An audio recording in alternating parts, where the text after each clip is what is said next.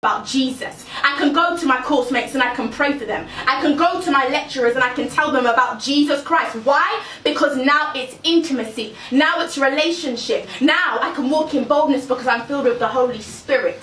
So you understand, this is an assignment, guys.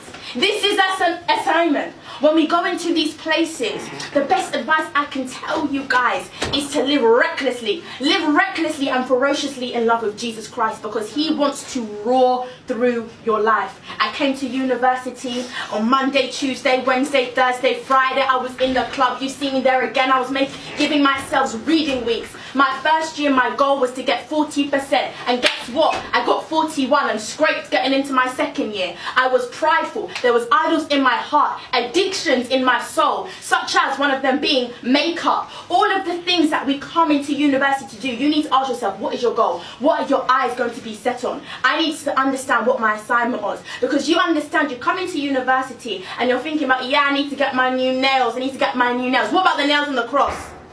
What about the nails on the cross? You're like, oh yeah, I need to get my hair, I need to get all of this. What about the mind of Christ? Do you have the mind of Christ? I need to get my outfit done. I need to get my fit, all of this kind of stuff. I need to wear this type of stuff. What about your armor? Are you dressed in the armor of God? People don't understand. This is a battlefield. This is war. This is war. This is an assignment. We are an army of females here today in this place. Do you understand that there are principalities and powers that have been assigned to this university, that have been sitting on this university for generations? Who are you is what they're asking. Come and try me. I will get you with the lust of the flesh, the lust of the eye, the pride of life. These principalities have sat here and they've been strengthened and strengthened and strengthened. Who?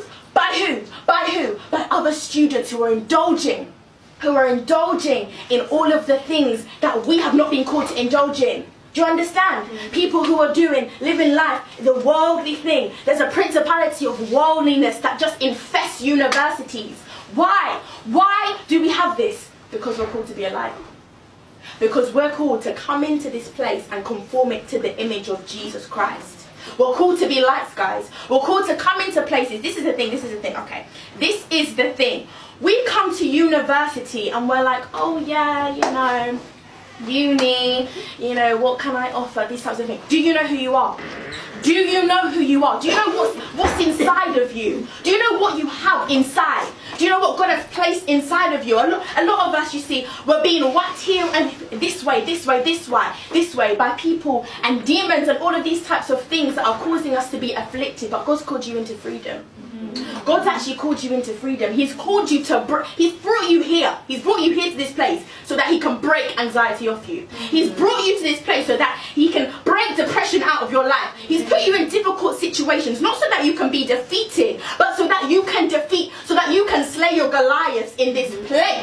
In this place. The Lord wants to move in this place. He wants to cause revival. People are dying at university. Do you know people are committing suicide? People are committing suicide because we are believing the lie that we cannot spread the gospel. That's why we're believing the lie that no one needs to hear the gospel of Jesus Christ. We came for a fellowship, we came for a fun time, but I can't leave this place. I cannot leave this place without telling you guys that we've got souls to save.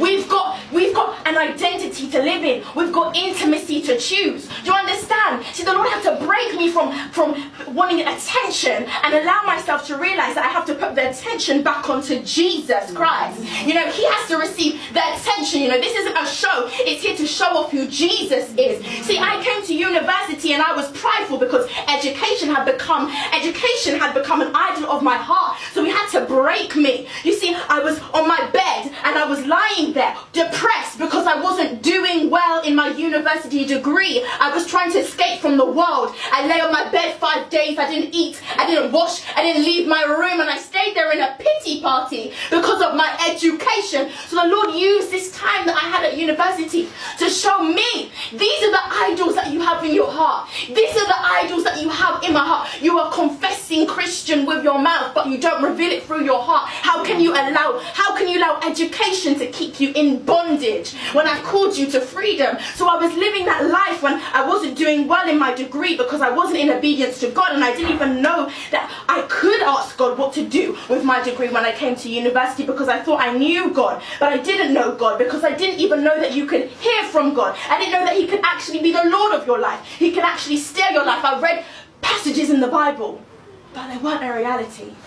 They weren't a reality. I would read the Bible and I would think, yeah, I know what I'm talking about. I had no clue. I had no understanding. I had no revelation, and I had no intimacy with the Holy Spirit.